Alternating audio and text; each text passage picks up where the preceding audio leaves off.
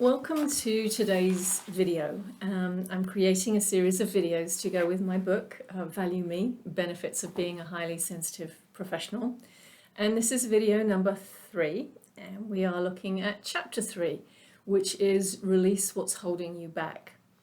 Now, I know it might sound simple, you just find the thing that's holding you back, you get rid of it, and off you go. And wouldn't it be great if we could do just that? But unfortunately, that's not the way it works. This is an ongoing process, and you could say it's your life's work. You'll always be finding something new to work through and release.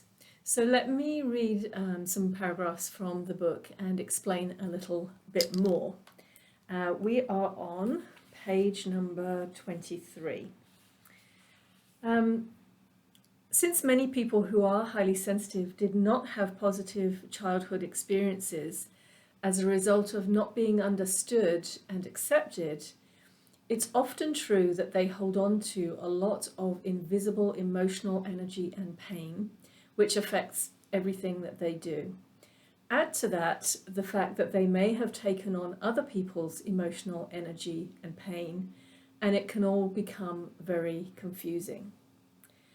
Just to give you some idea of what it's like when you start releasing this, here are comments from some people I've worked with in the past. As you can see, when you release what's been holding you back, it's quite liberating. Comments such as, "When I look back on the past 5 weeks, I can't believe how much I have changed. Over the past weeks, I've seen parts of me I didn't know existed. I had a wonderful moment of clarity about fear. I have allowed fear way too much power over me in my life. And I'm only 2 lessons in and have experienced the most profound shift." Well, in order to release what's holding you back, you first have to identify what it is. And to do that, you have to look inside yourself rather than focusing on what's happening externally. So, when things aren't going well, what we tend to want to do is blame outside circumstances or other people. If they would just do this, everything would be okay. If this would just change, then things would get better. Well, if you've ever tried to change someone else or tried to force a change in a situation, or simply focused on how unfair things are, well, I think you'll know that that doesn't really work. Things around you change and improve when you change. You have to look inside, even when it seems as though what's happening has nothing to do with you. Think of the situations that you don't like or the behavior of someone else that's affecting you in a negative way. Think of them as invitations, if you like, to look at something within yourself rather than thinking externally, look internally. Let me tell you about the first time I really understood this lesson. It was back when I first started my business over 20 years ago. I was still very insecure, with low self-confidence and self-esteem. And it often seemed as though people who were, how shall I say, manipulative, and even people who liked to bully other people, they seem to be drawn to me. And if you are also a highly sensitive person, well, you may have found this to be true for you as well. So years ago, I met a woman at a networking event who seemed to just attach herself to me. She was a very smart and talented businesswoman. And I knew she had accomplished many things because she told me all about them. But she was also a bully. She had a tendency to be very aggressive and rude to people. Now, because I didn't really know how to stand up for myself back then, I found myself being pulled in by her to do joint projects and events because I didn't know how to say no. After meeting her at that first networking event, she would invite me to participate in other things and to help her with events. And I'm a naturally helpful person. I like to be helpful. it was difficult to say no to her. She could be very, very persuasive. And like I said, I'm a natural born helper. I didn't really like being with her, but I just didn't know how to get away. And she seemed to want to be around me. And she was rude to other people. She was rude to me.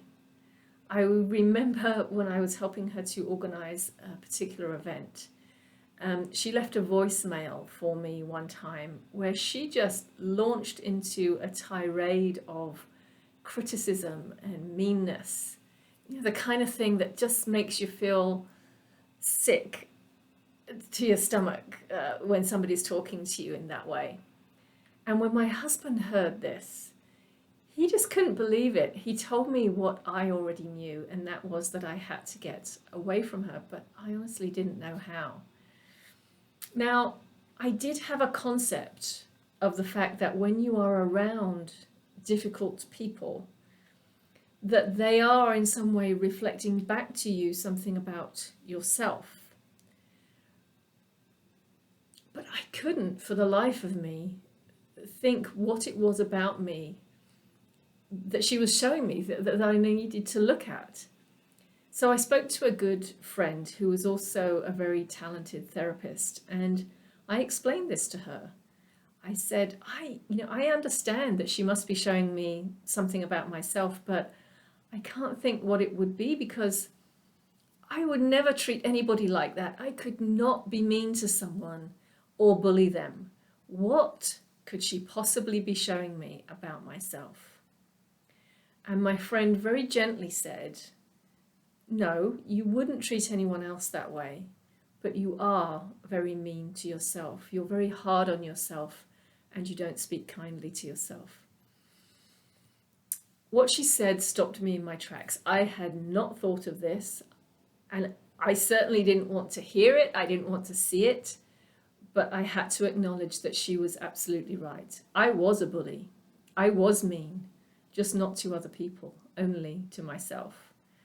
She was so spot on that I could feel the pain of it inside.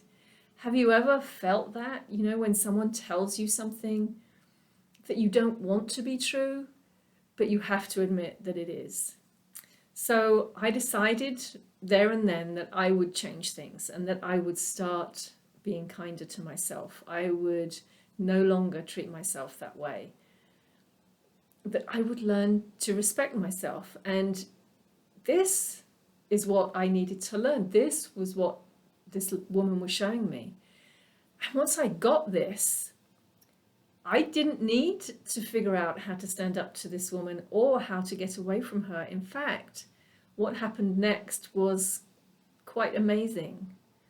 Because one day, soon after that, out of the blue, she announced that she was moving to a completely different state. So she left, and I never saw her again until several years later when we happened to be at the same event. But of course, when we met this time, I was a completely different person to the one that she had known years earlier. And although she did try to hook me in a little bit, you know what? It didn't bother me at all. And I responded in a completely different way, much more confidently than I would have before.